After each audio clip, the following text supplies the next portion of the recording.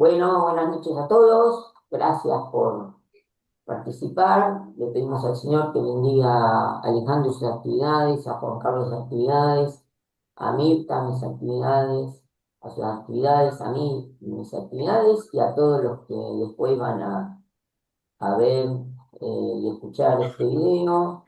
Y también eh, que derrame sobre todos nosotros su amor y su misericordia. Si quieren participar, se pueden comunicar con Alejandro y bueno, todos son muy bienvenidos.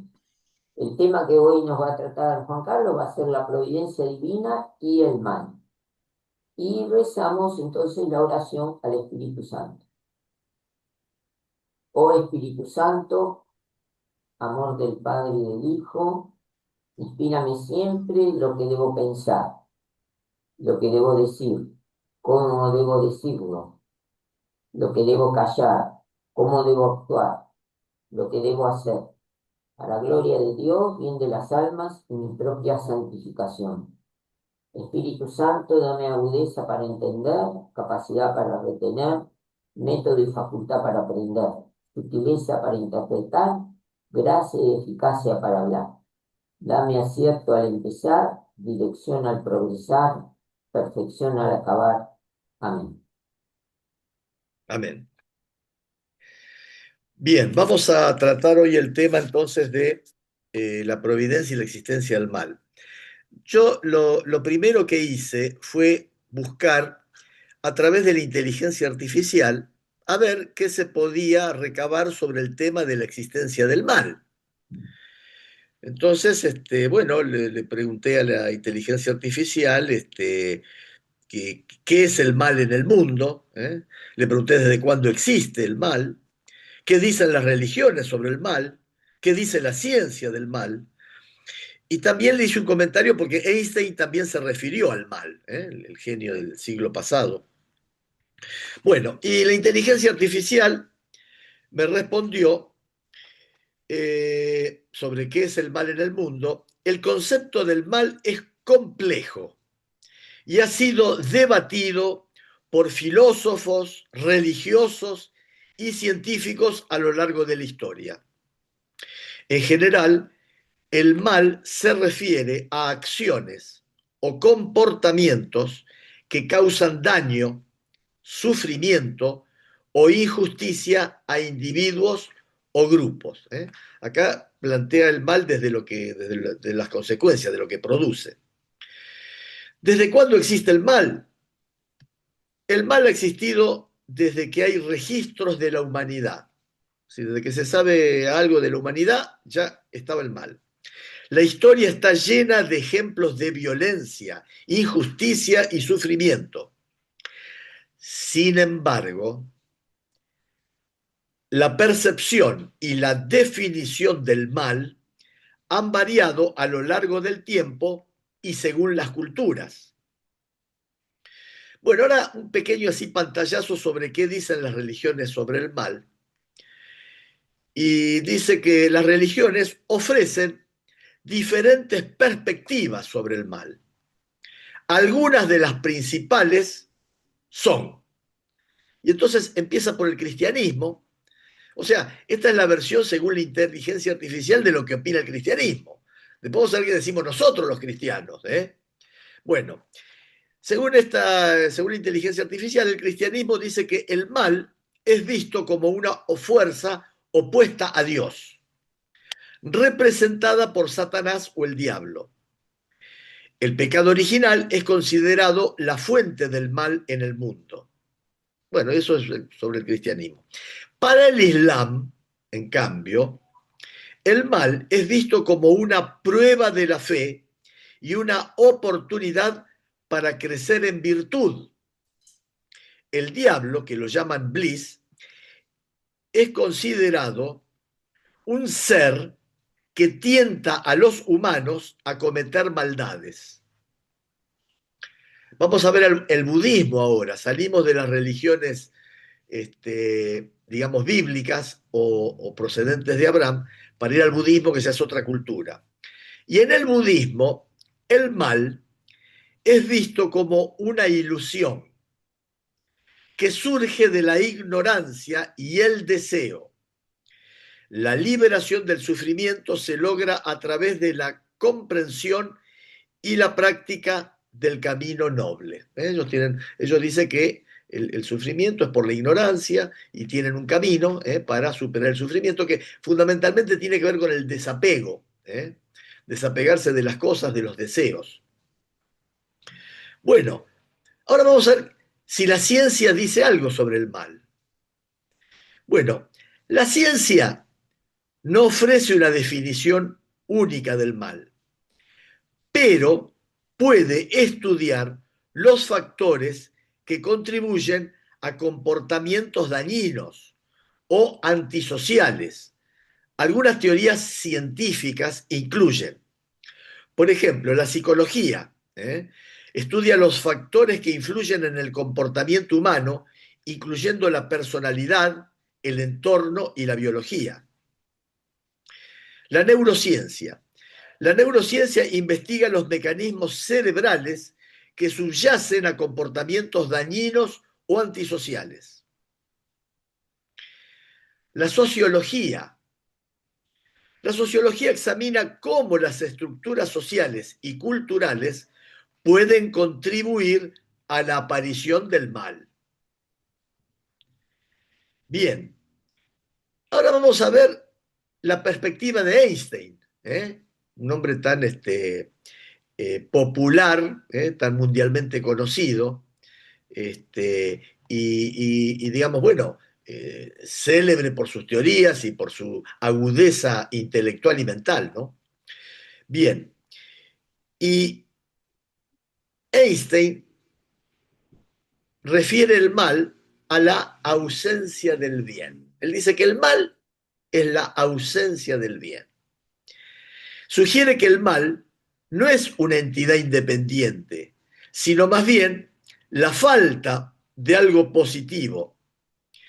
Esta perspectiva se alinea con algunas filosofías y religiones que ven el mal como una privación o una falta de virtud.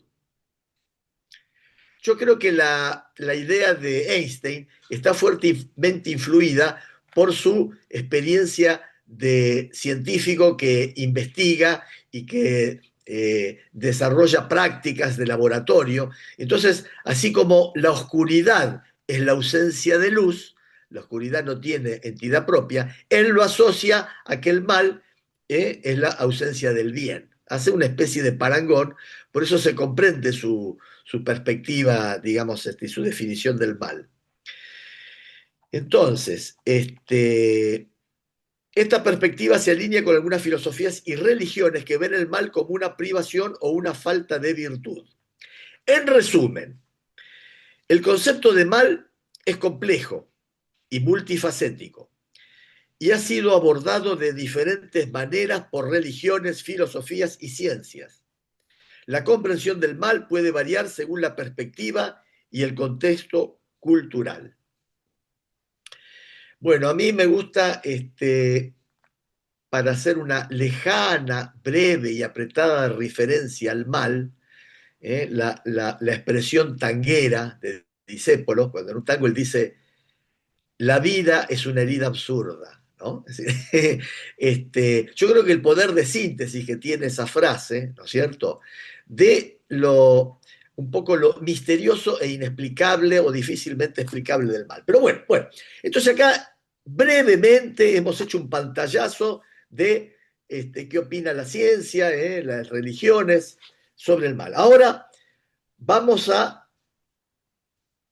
nuestra doctrina, vamos al cristianismo, vamos a lo que somos nosotros. Nosotros tenemos que tener supuestamente algo más masticado el mal, algo más profundo. Vamos a ver si eso es posible, ¿no? Bueno, entonces vamos a decir lo siguiente. Si Dios Padre, que es todopoderoso, creador del mundo, un mundo ordenado y bueno, que tiene cuidado de todas sus criaturas, ¿por qué existe el mal? A esta pregunta tan apremiante como inevitable, tan dolorosa como misteriosa, no se puede dar una respuesta simple. Bueno, acá coincidimos con lo que dice la inteligencia artificial, ¿no? Pero vamos a tomar por otro lado. Nosotros vamos a decir que el conjunto de la fe cristiana, ¿eh? Toda su doctrina, toda su práctica, toda su experiencia de 2000 años, ¿eh? Sus escritos, toda la experiencia de la fe cristiana, constituye la respuesta a esta pregunta. Todo. La bondad de la creación, el drama del pecado, el amor paciente de Dios que sale al encuentro del hombre con sus alianzas, con la encarnación redentora de su Hijo, con el don del Espíritu, con la congregación de la Iglesia, con la fuerza de los sacramentos, con la llamada a una vida bienaventurada a las que las criaturas son invitadas para que acepten libremente, pero a la cual también libremente, por un misterio terrible, pueden negarse o rechazar, no hay un solo rasgo del mensaje cristiano que sea en parte una respuesta a la cuestión del mal. Pero entonces nos preguntaríamos, pero ¿por qué Dios no creó un mundo tan perfecto que en él no pudiera existir ningún mal? ¿Eh? Podría Dios haber hecho otra creación. En su poder infinito, Dios podría siempre crear algo mejor. Sin embargo, en su sabiduría, acá tenemos que hacer un acto de fe, ¿no? Es decir, tenemos que desprendernos un poco de nuestro pensamiento racional y entonces creer que en su sabiduría y bondad infinita, Dios quiso libremente crear un mundo en estado de vía, ¿eh? O sea, en estado de camino hacia su perfección última. Acá empieza el tema del porqué del mal. Dios crea un universo, pero no lo crea ya terminado, completo y perfecto, no. Lo crea en camino hacia la perfección, hacia una perfección última. Este devenir trae consigo, en el designio de Dios, junto con la aparición de ciertos seres, la desaparición de otros, junto con lo más perfecto, lo menos perfecto, junto con las construcciones de la naturaleza, también las destrucciones. Por lo tanto, con el bien físico existe también el mal físico. Mientras la creación no haya alcanzado su perfección, los ángeles y los hombres, criaturas inteligentes y libres, deben caminar hacia su destino último por elección libre y amor de preferencia. Por ello pueden desviarse, por ello pueden desviarse. De hecho, pecaron. Y fue así como el mal moral entró en el mundo, incomparablemente más grave que el mal físico. Dios no es de ninguna manera ni directa ni indirectamente la causa del mal moral. Sin embargo,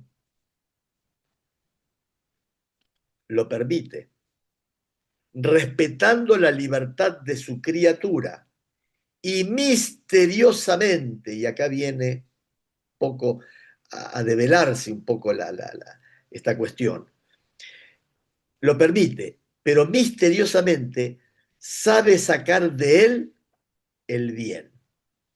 Esto es muy importante. Permite el mal, pero sabe sacar de él el bien.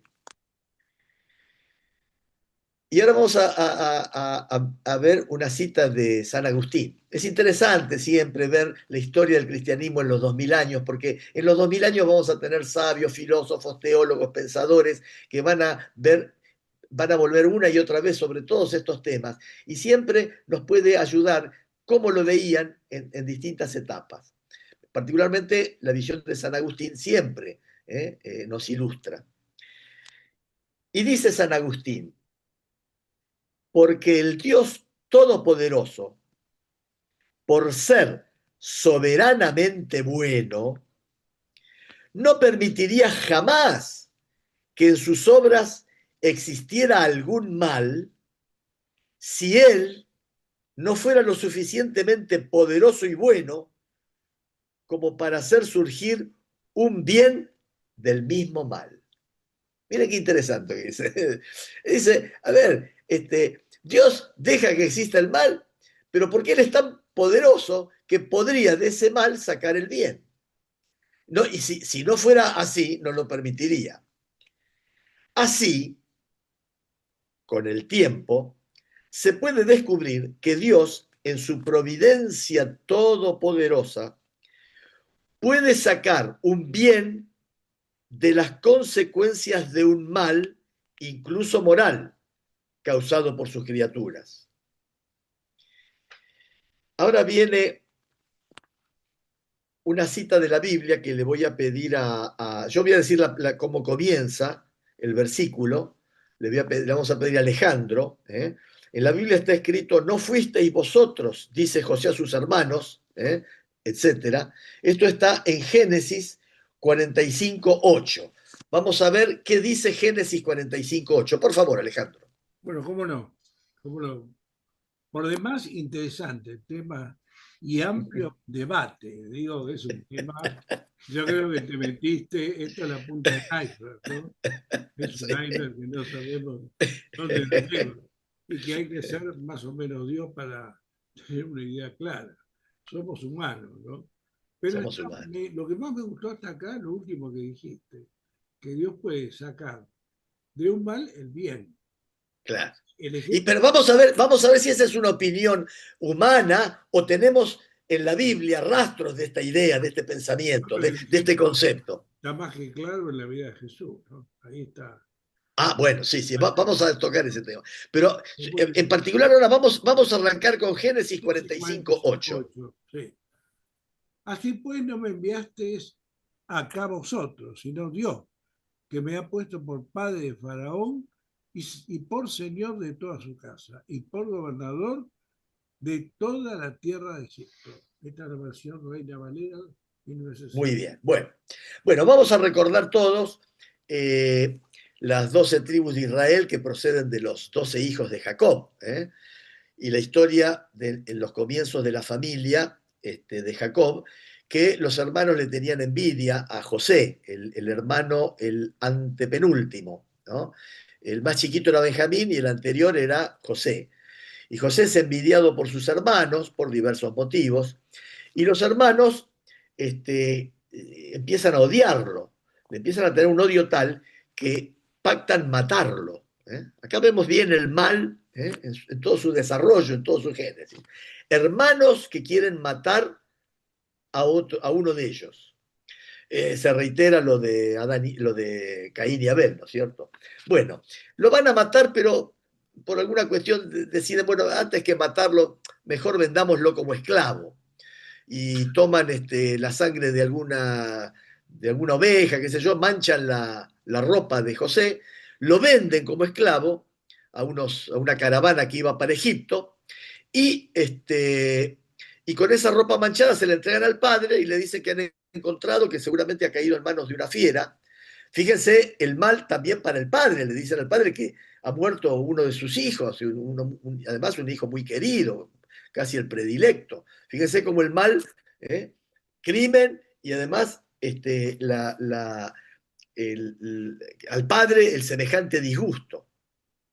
Bueno, y José, sus males no terminan con que es vendido, porque llega a Egipto, lo compra un capitán del ejército, este capitán del ejército lo pone en tareas de la casa, la esposa de este capitán se ve que se enamora de José, lo seduce, pero José, que era un hombre de Dios, un hombre virtuoso, rechaza a esta mujer que lo busca, y la mujer, claro, despechada, en un momento dado que irrumpe imprevistamente el esposo y José está queriendo, digamos, resistir, creo que cae una túnica de él y entonces la mujer lo que hace es acusarlo a José ¿eh? Como que ha sido él el que ha querido pecar con ella. Entonces el capitán, sin dudarlo, lo denuncia al faraón y va a la prisión.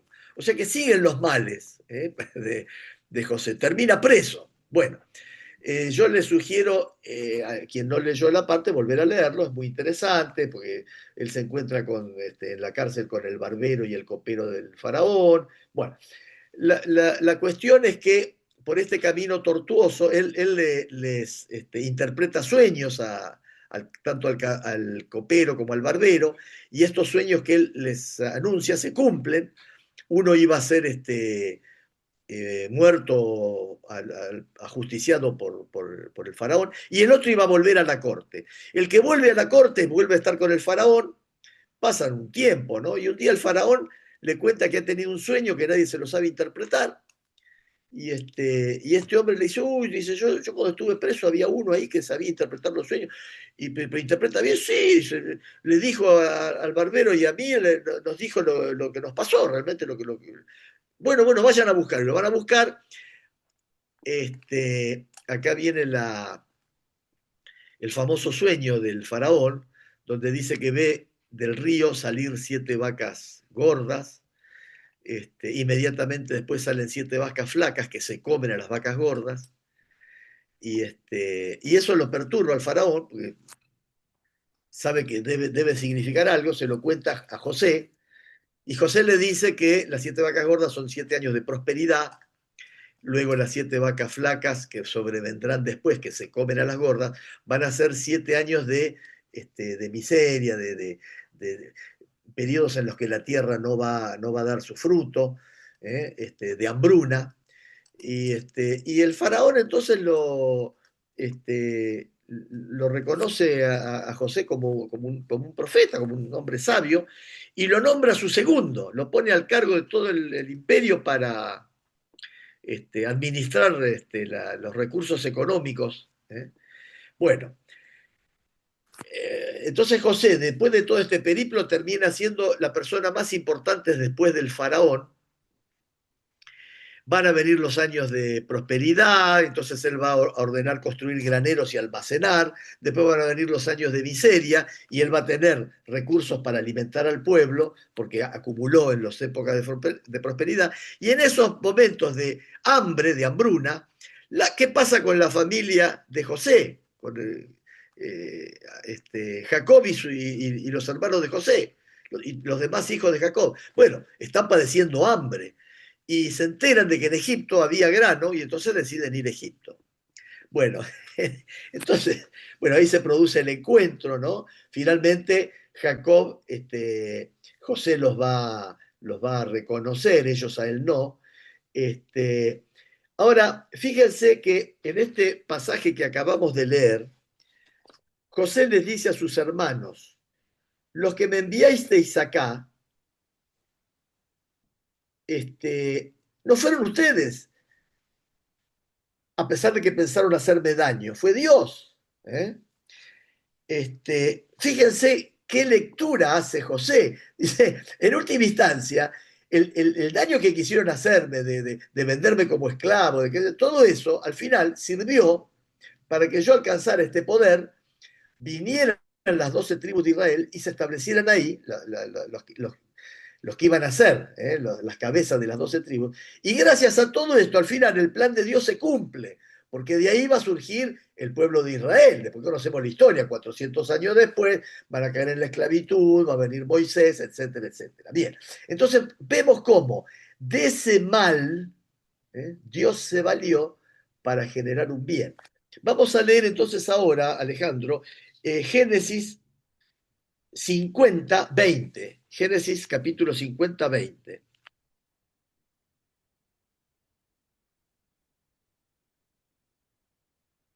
No se escucha, Alejandro, está muteado.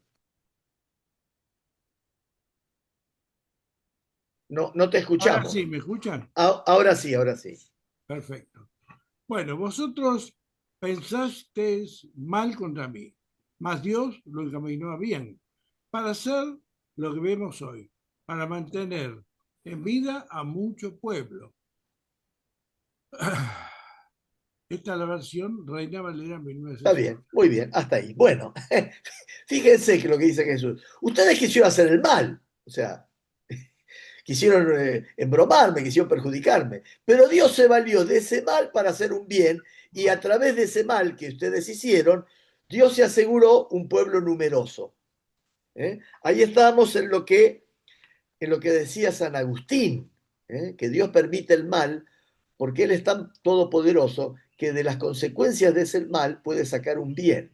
Entonces acá empezamos a, eh, imprescindiblemente necesitamos, para entender la existencia del mal, lo que decíamos al comienzo. Toda la experiencia, toda la doctrina, toda la fe, toda la literatura, toda la Sagrada Escritura es una respuesta a la existencia del mal. Bueno, muy bien. Y ahora, como decía Fernando, del mayor mal moral que se haya cometido jamás, del mayor mal moral que se haya cometido jamás, el rechazo y la muerte del Hijo de Dios, causado por los pecados de todos los hombres, de esa situación tan terrible, Dios, por la superabundancia de su gracia, sacó el mayor de los bienes, la glorificación de Cristo y nuestra redención. Del mal más profundo se logró el bien más maravilloso. Sin embargo, no por esto el mal se convierte en bien. No, el mal es mal, no se convierte en bien. Pero Dios sabe sacar el bien de ahí, o de las secuelas. Entonces, esto de que del mal Dios puede sacar el bien, de esta misma idea, en esta misma secuencia de pensamiento, San Pablo nos va a decir que todo coopera al bien de los que aman a Dios. Porque lo que pasó con José era porque José amaba a Dios.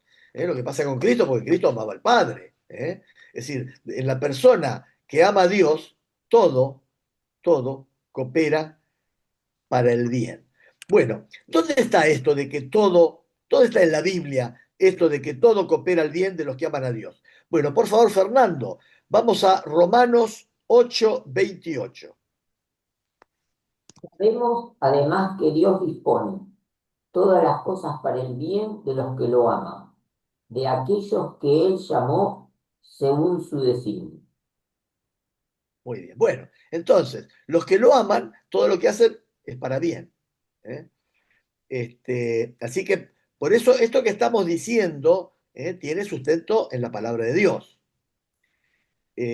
Bueno, ahora vamos a decir otras cosas que no están sustentados en la palabra de Dios, pero tienen un sustento que para nosotros los católicos no tiene el mismo valor que el bíblico, pero tiene el valor de la práctica, porque una cosa es lo que nos enseña la Biblia, lo que nos enseña la palabra de Dios, y otra cosa es cuando nosotros, seres de carne y hueso, estamos en la tierra y tenemos que actuar. Entonces, por eso nos interesan los testimonios de aquellos cristianos que han vivido de modo heroico las virtudes cristianas, de algún modo que nos iluminan, porque por sus vidas ejemplares, nos dan testimonio de cómo pensaban y cómo actuaban. Así, Santa Catalina de Siena dice, los que se escandalizan y se rebelan por lo que les sucede, a esos les dice, todo procede del amor, todo está ordenado a la salvación del hombre. Dios no hace nada que no...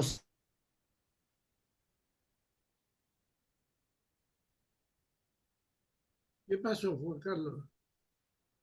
Se congeló. Se congeló. Te congelaste, Juan Carlos. Vamos a pausar un poco. Sí.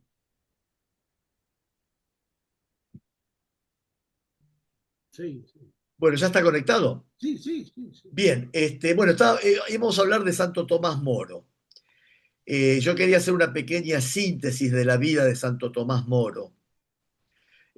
Santo Tomás Moro, estamos hablando más o menos siglo XIV, XV, XVI, por ahí, 1500, época de la Reforma, época este, de, de Lutero, de Calvino, y en Inglaterra estaba el rey Enrique VIII, que en algún momento había sido distinguido por el Vaticano por su defensa de la fe en contra de los movimientos protestantes que surgieron en ese momento. Sin embargo, después, Enrique VIII quiere que se le conceda el divorcio de un determinado matrimonio. Tuvo varios matrimonios, pero él quería acceder al divorcio para poder tener descendencia. Y esto hay que entenderlo porque en el Reino Unido se había producido un tiempo antes, había quedado vacante la corona y se produjeron terribles guerras para suceder, para acceder al trono. Y entonces Enrique VIII quería evitarle ese costo de tanta sangre a su pueblo, y entonces él quería dejar un heredero varón para la corona, y para lograr tener un hijo heredero varón a la corona se tenía que divorciar y volver a casar. Él se había casado con Catalina, la hija de los reyes católicos, y bueno, y el Vaticano no le aprueba el divorcio, entonces Enrique VIII decide escindir la Iglesia del Reino Unido, separarla del Vaticano.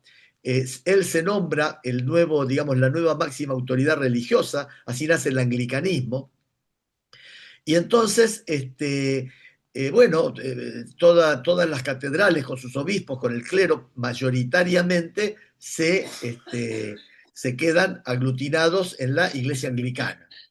Sin embargo, el canciller de Enrique VIII, que era muy amigo de Enrique VIII, Tomás Moro, muy católico, no aprueba esta conducta del rey, la desaprueba. Y no solo eso, se lo manifiesta.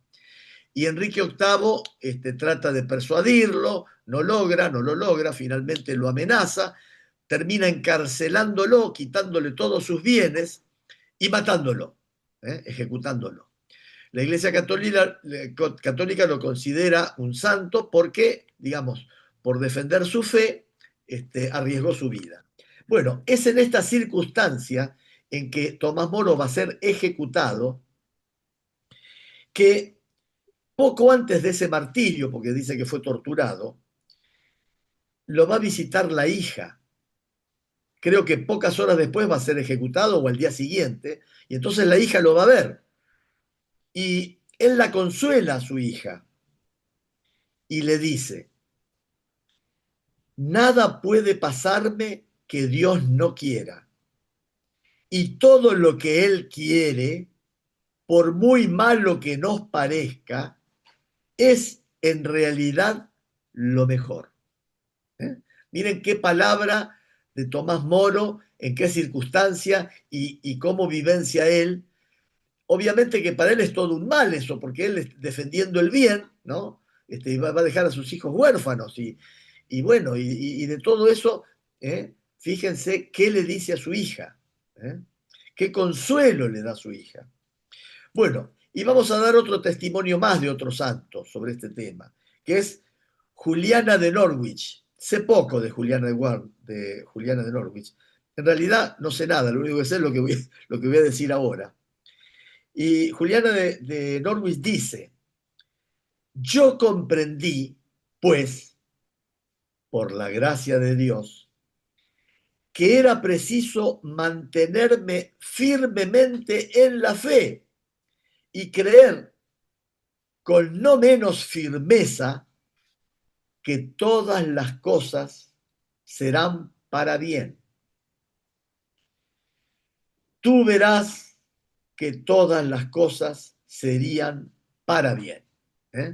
Acá no hace exclusión de nada, finalmente va a decir todo es para bien, al final de todo, en última instancia, y el saber popular también ha intuido esto. En el pueblo, cuando la gente dice no hay mal que por bien no venga, está diciendo de un modo tal vez rústico o poco elaborado, pero una intuición profunda, porque el pueblo, no solo el pueblo de Dios, el pueblo en general, la humanidad, en la experiencia de la humanidad, y han visto, hay muchos testimonios de que de repente de algo mal sale algo bueno. Y entonces hay una experiencia práctica en la sociedad de todos los tiempos de que de algo malo puede salir algo bueno. Pero nosotros sabemos que es Dios el que hace que de la consecuencia desagradable o mala del mal, es Dios con su voluntad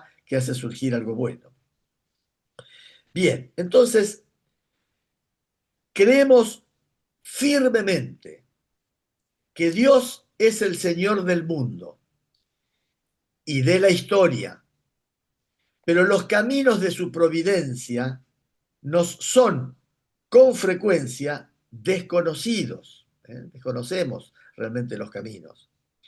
Solo al final, cuando tenga fin nuestro conocimiento parcial, cuando veamos a Dios cara a cara, entonces ahora le voy a pedir a Alejandro, ¿no es cierto? Era que le tocaba a Alejandro leer 1 Corintios 13:12. 1 Corintios 13:12. Bueno, muy bien.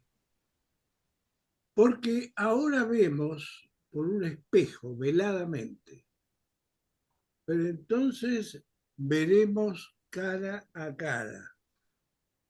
Ahora conozco en parte, pero entonces conoceré plenamente como he sido conocido.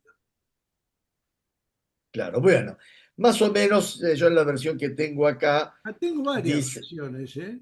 sí, sí, pero Tengo, dice, cuando veamos a Dios cara a cara, nos serán plenamente conocidos los caminos por los cuales, a lo mejor esto ya no es bíblico, sino es comentario, incluso a través de los dramas del mal y del pecado.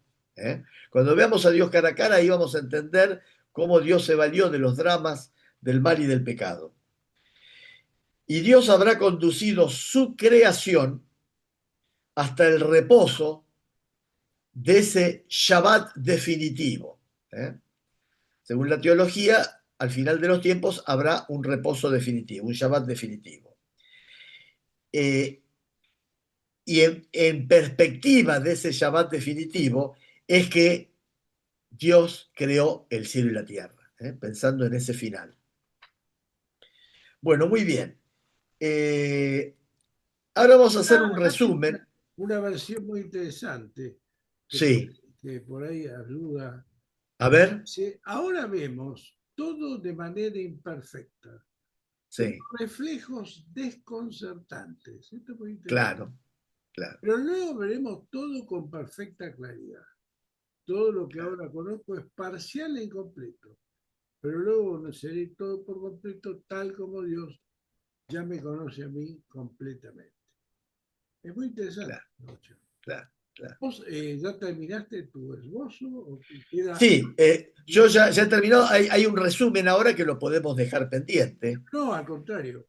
Me Es gustó. un resumen de esta última parte y de lo que habíamos visto la vez anterior, que por ahí nos sirve de repaso, Claro, ¿no? pero justamente me gustaría ir tomando los temas, o sea, ir tomando los temas que dijiste y conversando sobre cada tema, porque sobre todo Sí. es extenso, digamos.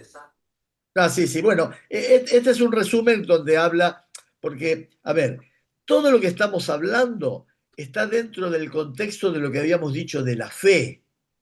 Y habíamos luego hablado de que la fe la expresábamos mediante fórmulas, mediante declaraciones. Habíamos hablado del credo, de dos credos, el de los apóstoles y el de Nicea-Constantinopla. Y al empezar a analizar el credo de los apóstoles, comienza diciendo, creo en Dios Padre Todopoderoso. Empezamos viendo qué quería decir creo, qué quería decir Dios Padre Todopoderoso. ¿eh? Y en ese tema de la creación, bueno, surgió la cuestión del mal, hablamos del mal, después vamos a hablar de este creador del cielo y de la tierra, que quiere decir el cielo y la tierra, que quiere decir. Pero bueno, ahora estamos en la parte dentro de la creación, y en este resumen vamos a decir así, en la creación del mundo y del hombre, Dios ofreció el primero y el universal testimonio de su amor todopoderoso y de su sabiduría, el primer anuncio de su designio benevolente, que encuentra su fin en la nueva creación en Cristo. Aunque la obra de la creación se atribuya particularmente al Padre, es igualmente verdad de fe que el Padre, el Hijo y el Espíritu Santo son el principio único e indivisible de la creación. Solo Dios ha creado el universo libremente, sin ninguna ayuda. Ninguna criatura tiene el poder infinito que es necesario para crear en el sentido propio de la palabra, es decir, de producir y dar el ser a lo que no lo tenía en modo alguno, es decir, llamar a la existencia de la nada, partiendo de la nada, crear. Dios creó el mundo para manifestar y comunicar su gloria, la gloria para la que Dios creó a sus criaturas. Esa gloria consiste en que tengan parte en su verdad, su bondad y su belleza. Recordemos que Cristo ante Pilato le dice, para esto he venido al mundo, para dar testimonio de la verdad. Esta es la razón de ser mía, dar testimonio de la verdad. Dios, que ha creado el universo, lo mantiene en la existencia por su verbo. El Hijo que sostiene todo con su palabra poderosa. El Hijo que sostiene todo con su palabra poderosa está escrito en Hebreos capítulo 1, versículo 3. Y por su Espíritu Creador que da la vida. La divina providencia consiste en las disposiciones por las que Dios conduce con sabiduría y amor todas las criaturas hasta su fin último. Cristo nos invita al abandono filial en la providencia de nuestro Padre Celestial. Y el apóstol San Pedro insiste: confiadle todas vuestras preocupaciones, pues Él cuida de nosotros. Confiemos todas nuestras preocupaciones en Dios. Dios nos cuida. ¿Dónde lo dice Pedro? Esto lo dice en la primera carta de Pedro, capítulo 5, versículo 7. La providencia divina actúa también por la acción de las criaturas. Dios provee también a través de las criaturas. A los seres humanos, Dios les concede cooperar libremente en sus designios.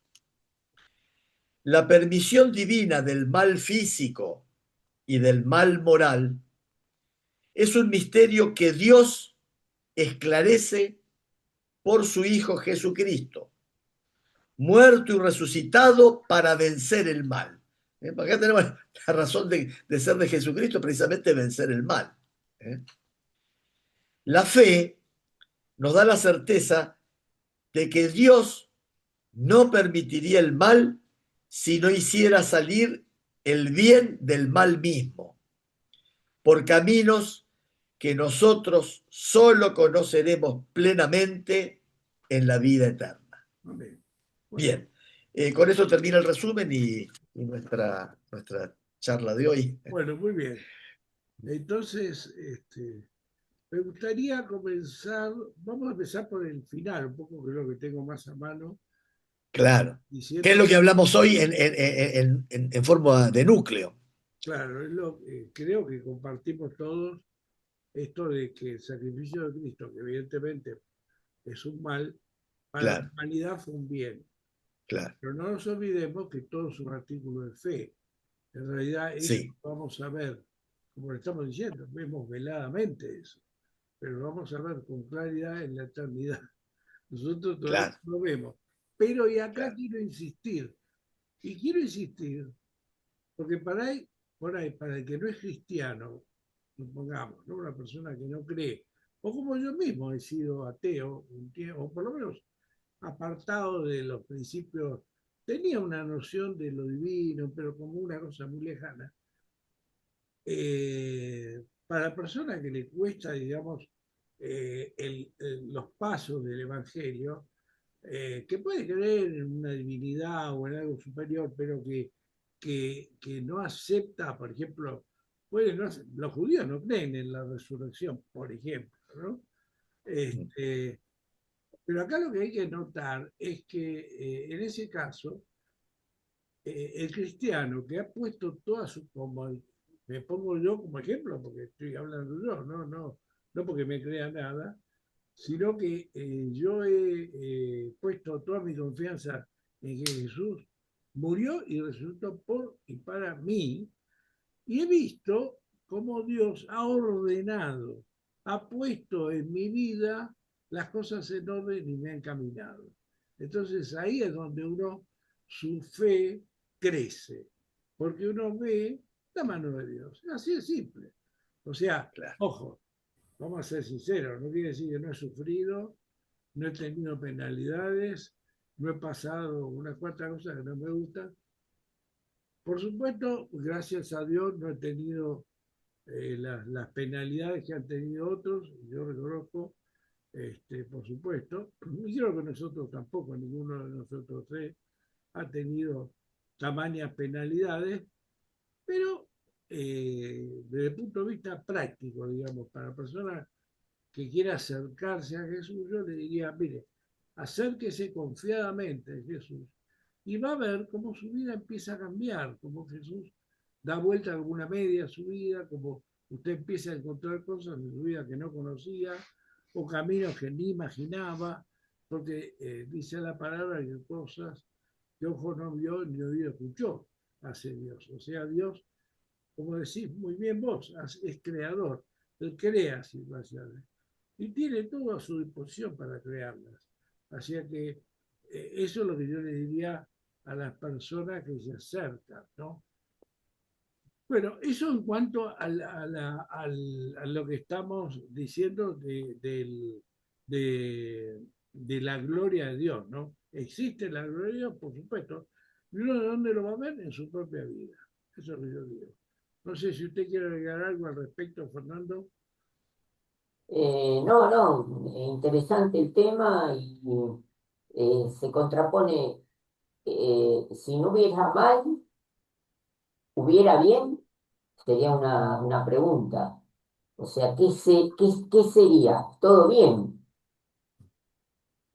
Bueno, no, pero yo sobre todo que quería enfatizar en este tema del sufrimiento de Cristo, ¿no? De cómo lo ve usted, digamos, esta confianza que tenemos en Jesús, cómo se materializa en su vida. Más allá de, bueno, después podemos discutir del tema siguiente hasta Ah, por supuesto lo que usted dijo, sí, a cada uno, si decirle, bueno, ese encuentro personal con un Cristo resucitado, un eso, Cristo muy bien. en Personal, esa conversión, ¿no es cierto? perfecto, Y es fundamental, ¿sí? Y le va a fundamental. cambiar su vida, no de la manera instantánea, sino en un proceso. Claro, porque justamente el cristiano, en definitiva, se da cuenta que su mejor amigo es Jesús. Y entonces, aunque no lo ve, aunque no lo escucha, y a veces hasta parece lejano, y hasta parece, como decía Juan Carlos en el tango, la vida es una herida absurda, pero no es así, porque Jesús está atrás de la herida.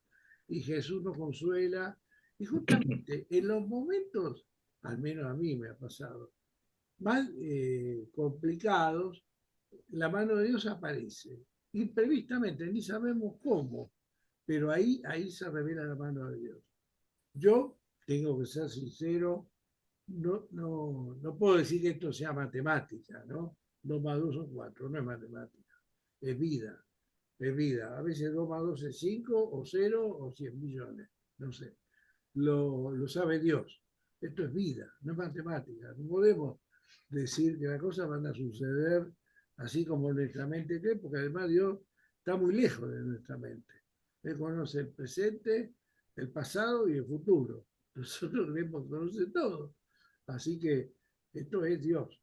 Es algo divino, es algo que creemos con el corazón y que ponemos nuestra confianza en Él.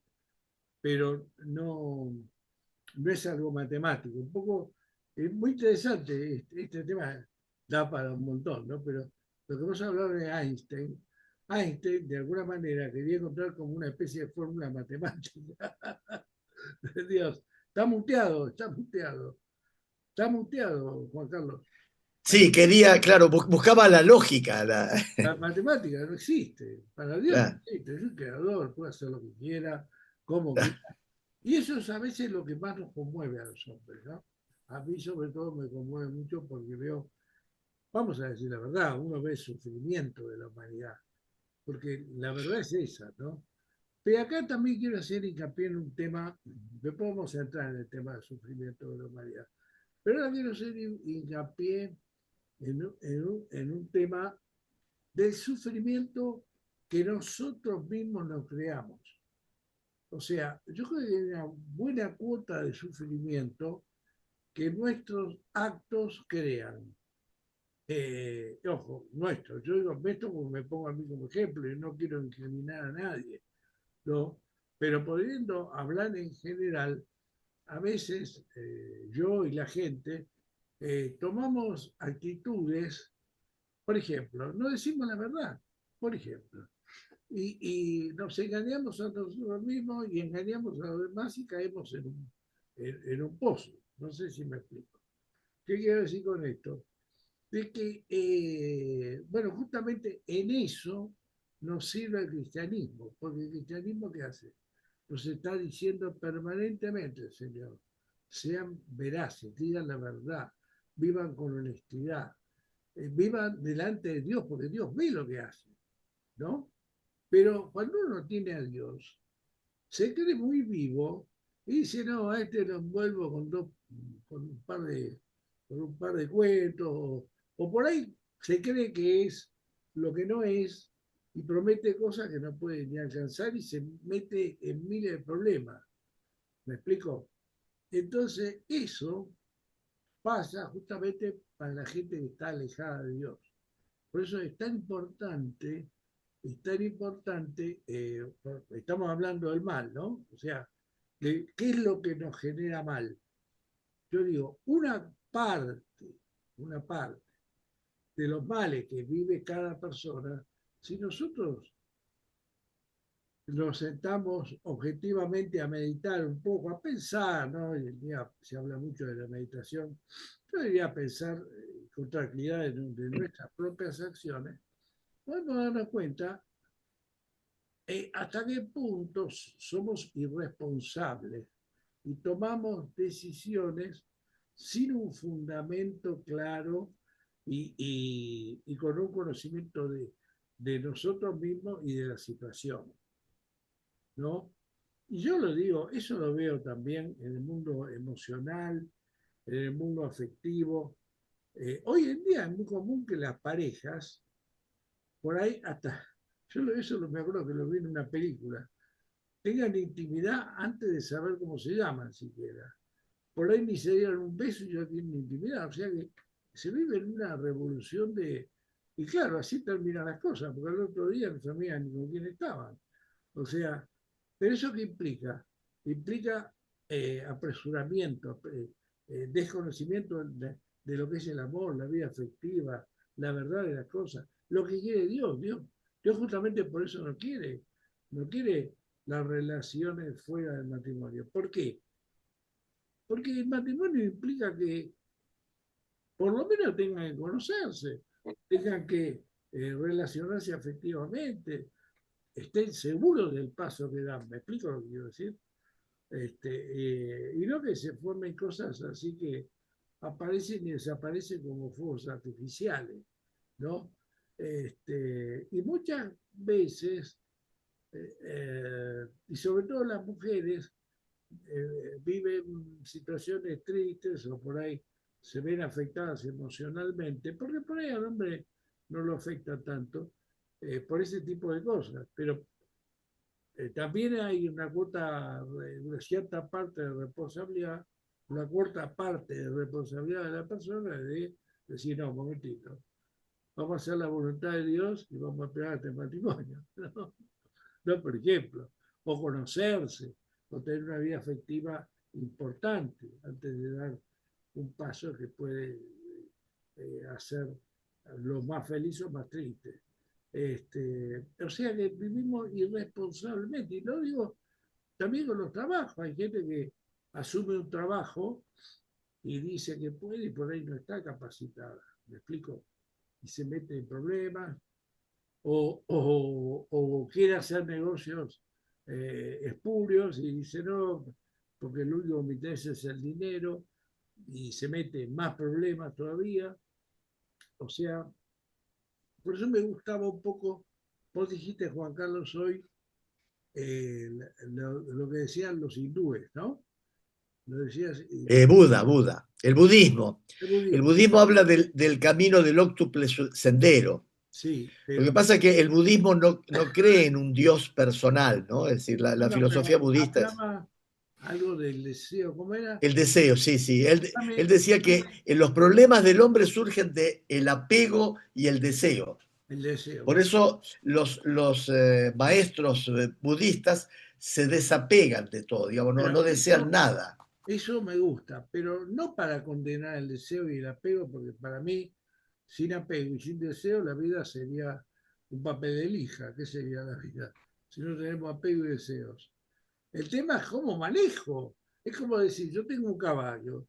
¿Qué hago con el caballo? Voy a galopar, ando por verdes prados, disfruto a la mañana o me tiro por un precipicio con el caballo. ¿Qué hago con el caballo? ¿Me explico lo que quiero decir? Si tengo un coche, voy a pasear con el coche por verdes prados o me tiro por un precipicio. Si tengo deseos también, tengo apegos también. ¿Qué hago con esos apegos? ¿Cómo los aprovecho? Ese es el tema que nos tiene que dar, justamente ahí viene la mano de Dios, que conoce nuestros apegos y nuestros deseos y nos da fortaleza, nos da sabiduría, nos da entendimiento y nos pone ciertos frenos, que es muy importante. El mismo Freud hablaba de que uno tiene que tener, si no vivir reprimido, pero ciertas represiones hay que tener ciertos frenos en la vida, ¿no? Es como un coche. Si yo no freno en la esquina, Claro. me mato directamente. Tengo que frenar en todas las esquinas. Lo primero que hago cuando manejo es poner el primer freno cuando llego a la esquina. Antes de llegar a la esquina, yo te el primer freno. Y lo mismo en la vida. Pero en la vida de apetencias, de, ¿cómo dijiste vos la palabra deseo, sí? ¿Cómo decía lo Apegos. apegos y deseos? A veces no frenamos y chocamos muchas veces y nos damos golpe tras golpe tras golpe y no aprendemos. Si no está la gracia divina, a veces justamente esa gracia divina nos hace entender que acá no frenamos a tiempo, que acá nos chocamos, que acá, claro, porque, y acá viene la verdad, uno no frena porque tiene un deseo, pero no se da cuenta que para alcanzar ese deseo, antes primero hay un abismo, que tiene que ir por otro camino ese deseo, no por ese que está yendo. ¿Me explico lo que quiero decir? No sé si soy claro. Entonces, por eso es importante, me gusta lo que rescato de los hindúes, eso, que todos tenemos apegos y deseos, pero puestos en las manos de Dios, van a llegar la ruta adecuada, de la forma que Dios disponga, de la forma que haga enriquecer y prosperar nuestra vida. ¿Mm? Eso es lo importante. Muy bien. Porque de alguna manera de todas las posturas eh, espirituales hacia la vida siempre se puede aprender algo. Vos hablaste además de la postura, de otras posturas, ¿cuáles eran las otras? El Islam, el Islam. ¿Qué decía el Islam? Y el Islam dice que el mal es es una prueba para el hombre, digamos, ¿no? Que no está en oposición al cristianismo. Lo que pasa es que, digamos, lo estructuran de otra manera. Ellos ven que el mal está para probar al hombre. A ver, Bueno, bueno, está si quieren, bien. a ver, lo busco de nuevo. A ver. Eh, este, vamos a ver el budismo, ¿no? Bueno, el budismo, no, el Islam, el mal es visto como una prueba de la fe. Ahí está. O sea, el mal es para probar la fe Bueno, y una oportunidad para crecer en la virtud. O sea, ellos le ven el aspecto positivo por ese lado, para crecer en la virtud. Bueno, si nosotros analizamos un poco la vida, como vos analizaste de José, todos los males, él era muy virtuoso, lo hicieron crecer en la virtud.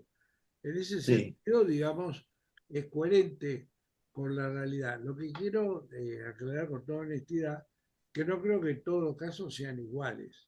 O sea, eso se da en algunos casos. O sea, sí, quiero ser sincero, ¿no? En algunos casos se da, pero también en algunos casos se da, por eso de lo que decíamos de las pasiones y deseos no puestos bajo la autoridad de Dios. ¿Me explico? Que a veces nos atrapan y nos llevan como un caballo desbocado, nos llevan a caer en cualquier cosa. ¿Me explico? Hay que tener sí, cuidado. sí, Las pasiones y los deseos, como un caballo desbocado, nos puede llevar al desastre.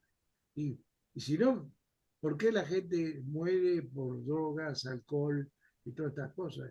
Y gente poderosísima, ¿no? Este, claro.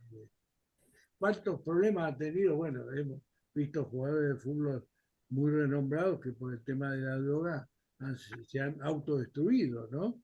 Y, y el famoso Elvis Presley también, ¿se acuerdan? Un hombre que era ¿Quién? Elvis Presley, el famoso Ah, sí, sí, claro, tenía sí, baños de oro. Y sí, se sí. murió joven, autodestruido por las pasiones que lo. Y acá viene, y acá viene también la parte del enemigo, porque también hay que contextualizar una cosa y decirle a la gente que no crea que todo depende solamente de nuestras pasiones, sino que también hay un enemigo, hay alguien que está de alguna manera tratando de destruir al hombre y a veces lo logra si el hombre no tiene esa fuerza de voluntad para decir que no a ciertas cosas, ¿no? Volvemos a eso, a, a poner, porque también uno pone su confianza en Dios, pero también tiene que saber decir que no a ciertas cosas, ¿no? Yo, por ejemplo, nunca en mi vida me drogué, por ejemplo. Siempre a la droga nunca le dije que sí, por ejemplo, ¿no? Este, pero bueno, hay gente que cae en eso y después es muy difícil salir de ahí. Algunos salen, pero otros no. También, por eso es importante, digo yo, la conducta que tenemos, ¿no? Por eso vuelvo a lo de, me gusta mucho eso que dijeron, las pasiones de los orientales, ¿no? Las pasiones y los, otra cosita más que dijo, ¿cómo era? Los apegos y deseos. Apego, Apegos y deseos. los apegos. ¿A qué nos apegamos? Muy importante, esto hasta daría para un debate más largo, ¿no? Pero, porque en definitiva es verdad, el tipo que se apega a una droga se está pegando a su propia muerte, ¿no? Vamos a ser sinceros. El tipo que se apega al alcohol, por ejemplo, padre alcohólico, hijo alcohólico, nieto alcohólico. Terrible, ¿eh? Terrible. Son apegos destructivos.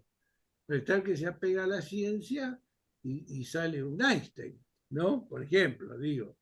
O sea, hay buenos apegos y malos apegos. Está en nosotros saber elegir qué apego queremos. Pero ¿cómo lo vamos a lograr? Por la gracia de Dios. Gracia de Dios nos va a iluminar, nos va, nos va a poner un poco de dos dedos de frente en esta mente que lamentablemente primero prima eso que dicen los orientales, los deseos. Controlar los deseos es muy difícil, aunque parezca mentira. Aunque nosotros digamos, no, yo controlo todo, no es tan fácil. No es tan fácil, sobre todo cuando uno es joven. Ya por ahí a nuestra edad es un poquito más fácil, no se crean tanto. Pero cuando uno es joven es más difícil todavía controlar los deseos y los apegos. Y otra cosa más, este, del Islam, ¿no? Las pruebas, sí, sí, por eso, pero esas pruebas a veces nos metemos solos, solo nos metemos en problemas, ¿no?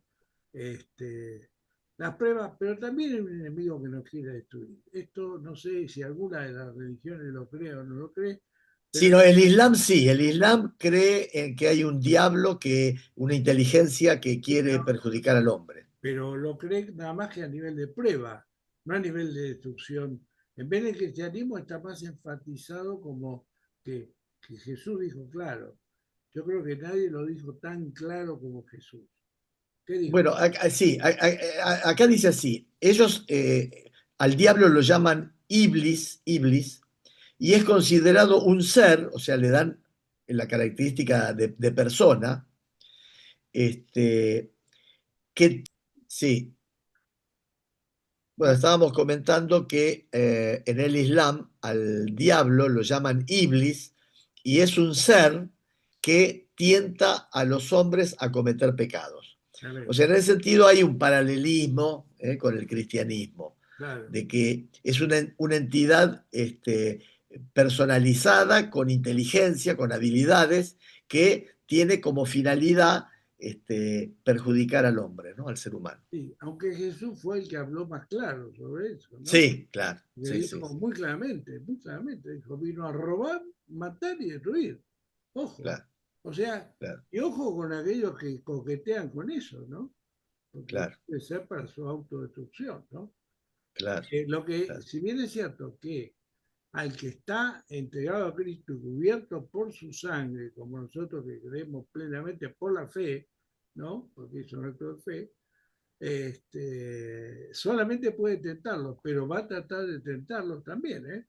Ojo, no quiere decir claro, que ni siquiera los pastores, ni los sacerdotes, ni nadie está exento de caer de la tentación. La claro, tentación puede venir de cualquier lado. sí, sí, Es una guerra espiritual también, que también hay que, ya que hablamos del mal, hay que analizar, es un tema inmenso, porque en el fondo hablar del mal es también hablar del bien, subyacente, porque es la cara y cruz de la vida, ¿no? Es un tema claro, inmenso, pero muy, muy interesante.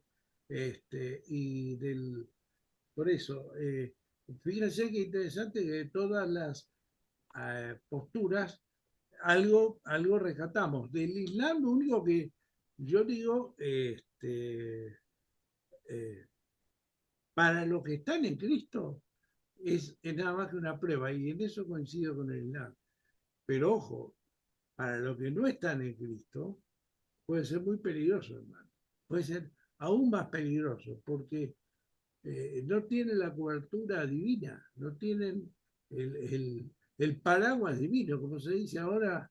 Vieron que ahora hay como una especie de paraguas celestial que cuando les tiran cohetes y qué sé yo, no caen en los territorios. Vieron que ahora un escudo antimisilístico, ¿no? Los sí, cristianos es como que tenemos ese escudo antimisilístico, pero claro, el que no está en Cristo, mamita querida, no tiene ningún escudo. Y el claro, diablo lo maneja como quiere. Y a veces sí, le da, sí, muchas veces lo favorece y le da cosas para tenerlo más sometido. Cuidado con eso. Este, el enemigo puede actuar más libremente. Por eso yo siempre que oro le digo, le pido al Señor, más por lo que no lo tienen. A veces hay que orar, pienso, pedirle que por lo que lo tienen a Cristo en el corazón, ¿no? Porque esos están más protegidos, ¿no? O sea que también reconocemos que hay, y esto es lo que quiero rescatar, que hay fuerzas espirituales de maldad.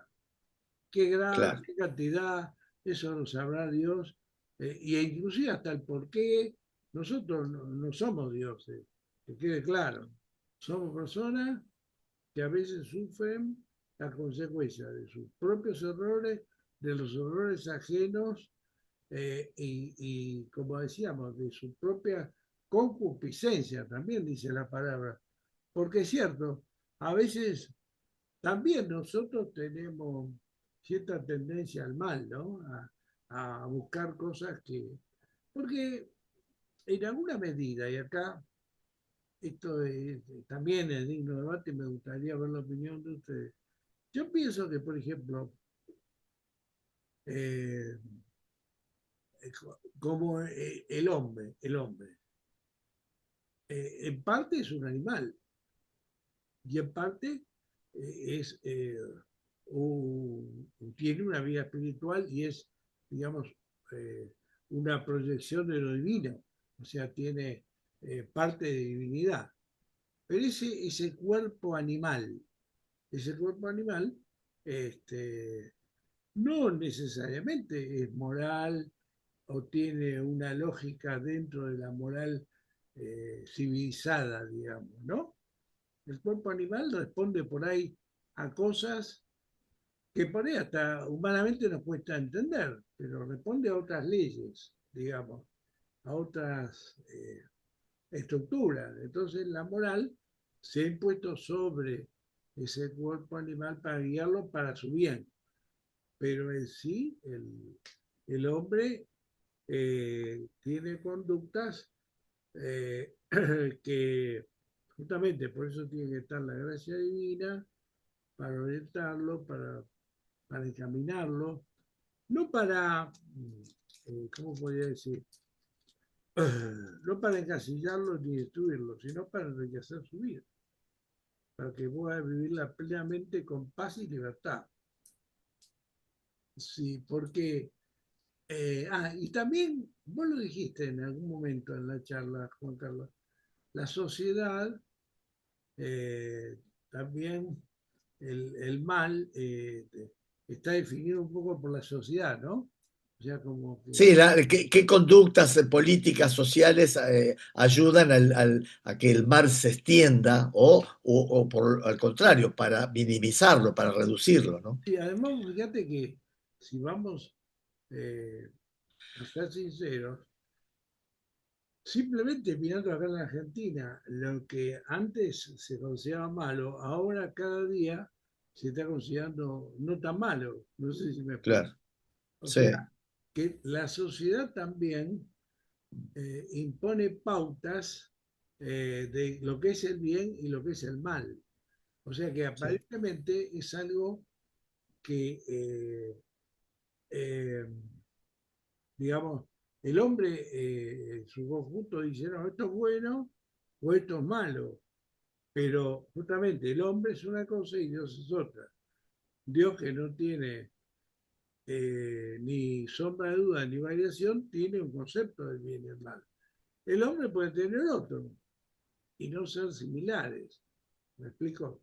O sea que lo que es el mal también tiene que ver con un contexto social y cómo se ve, este, digamos, pero sin querer pretender profundizar mucho ese tema, que también daría para mucho, los cristianos definimos como bien y mal lo que Dios dice que está bien y lo que Dios dice que está mal, ¿no? Para nosotros claro, eso es el bien y el mal, no nuestra apreciación, ¿no? claro, Este, si Dios dice que la infidelidad está mal, para nosotros no está mal, aunque la sociedad diga que está bien, a ver si queda claro, ¿no? claro, Así de simple. Nosotros como cristianos creemos lo que Dios dice que está bien. Y lo que Dios dice que es pecado, creemos que es pecado. Bueno, me suena un pito. A ver, bueno, muy bien. Estamos más o menos, ¿no? En Yo horario, creo que estaríamos en hora y claro. podríamos realmente dar gracias a Dios por el encuentro. Voy a apagarlo porque si no va. Bueno, bueno, muy bien. Realmente ha sido más que apasionante esta reunión y creo que da pie a mucho más.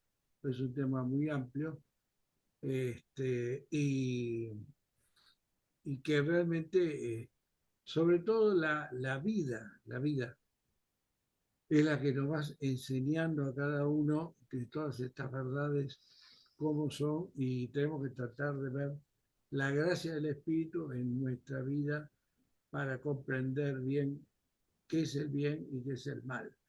Tenemos que pedirle a Dios que nos ilumine.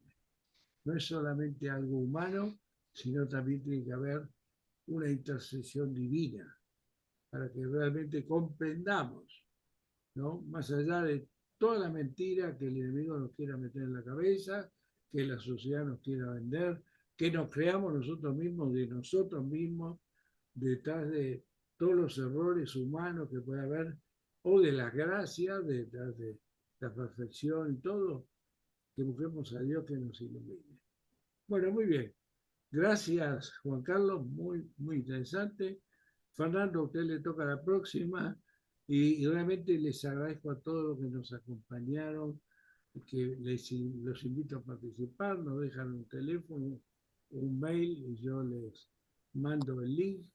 Realmente ha sido un gusto compartir esto con ustedes y simplemente voy a hacer una breve oración de cierre de reconocimiento al Espíritu Santo. Bueno, al Padre, al Hijo y al Espíritu Santo. Bueno, Señor, gracias por este encuentro.